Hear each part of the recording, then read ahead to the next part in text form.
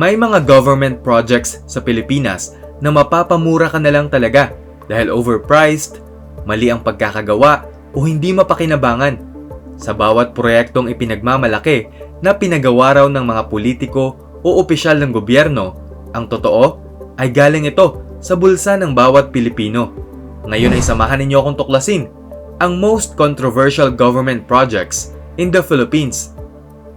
Manila Bay Dolomite White Sand Beach.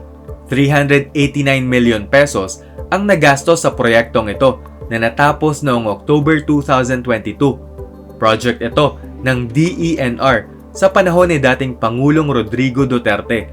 Nagtambak ng pinudpod na dolomite sa parte ng Manila Bay na may lawak na 500 meters na haba at 60 meters na lapad para sa beach nourishment at coastal restoration. Naging kontrobersyal dahil ginawa ito sa kasagsagan ng COVID-19 pandemic at maraming nagsabi na may mas urgent pang dapat paglaanan ng ganito kalaking pondo kaysa gawing aesthetic ang Manila Bay. Nagkaroon din ng issue sa Cebu dahil na-suspend at inimbestigahan ang operations na involved sa dolomite mining para tignan ang posibleng environmental impact. Maraming experts ang pumuna sa proyekto kagaya ng UP Institute of Biology na nagsabing mas makatutulong sa kalikasan kung magtatanim ng mangroves kesa sa dolomite sand na pwedeng anurin lang kapag malakas ang alon. DepEd overpriced laptops. Na-flag ng Commission on Audit o COA ang pagbili ng Department of Education ng mahigit 39,500 units ng Dell Latitude 3420 laptops noong 2021 para magamit ng public school teachers sa distance learning sa panahon ng COVID-19 pandemic. Nabili ito sa halagang 58,300 pesos bawat isa at 2.4 billion pesos ang total na halaga. Entry level lamang ang processor nito na Intel Celeron at ayon sa report ng COA ay mabibili lang sa mga retail stores sa presyong 22,500 hanggang 25,000 pesos. Ang nakakatawa pa ay noong June 2020, bumili rin ang DepEd ng Acer Spin 5 2-in-1 convertible laptops na may mas mabilis na processor na Intel Core i5 8th Gen sa mas murang presyo na 32,500 pesos per unit. Noong July 2025 ay nag-utos na ang Office of the Ombudsman ng paghahain ng graft at falsification charges laban kay dating DepEd Secretary Leonor Briones at iba pang opisyal kaugnay sa laptop deal. EDSA Kamuning Footbridge. Ito ay proyekto ng MMDA na may pondong 10 million pesos at nagbukas sa publiko noong 2019. Agad naman itong sumikat sa social media at tinawag na Mount Kamuning dahil sa sobrang taas nito. Ipinagtanggol naman ng noon ay MMDA General Manager na si Jojo Garcia Jr. na ang height nitong 9 meters ay kailangan dahil sa minimum clearance na 3 to 4 meters sa taas ng MRT3 power lines. Noong June 2025 ay ipinag-utos na ng President Marcos na palitan ito. 89.13 million pesos ang pondo sa bagong project na gagawin dito dahil kasabay sa paggawa ng bagong footbridge ang Kamuning EDSA Busway Station. MRT3 Dalian Trains. Noong 2014 ay bumili ang Department of Transportation o DOTR sa ilalim ng pamumuno ni Secretary Jun Abaya ng 48 na bagong train cars mula sa Chinese company na CRRC Dalian sa halagang 3.8 billion pesos. Ito ay para tugunan ang problemang siksikan sa MRT3 noon at itaas ang daily capacity mula sa 500,000 sa 800,000 passengers.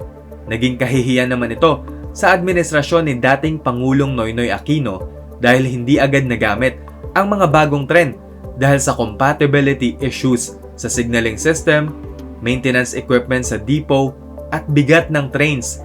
Nag-agree naman ang manufacturer na CRRC Dalian na sasagutin nila lahat ng gastusin sa modifications at spare parts na kailangan para mapagana ang trains.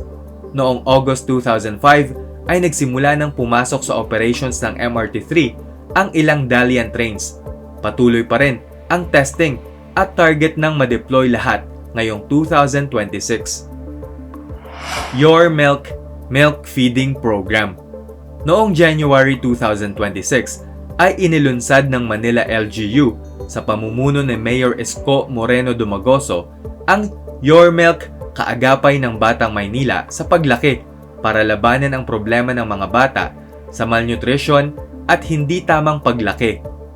21,651 preschoolers na may edad 3 to 5 years old mula sa 467 daycare center sa Maynila ang makikinabang dito. Manggagaling din sa local farmers ang gatas sa pakikipagtulungan sa DOH at National Dairy Authority. Pero naging kontrobersyal ang program dahil sa pangalang Your Milk na tila kombinasyon ng mga salitang Yorme at Milk.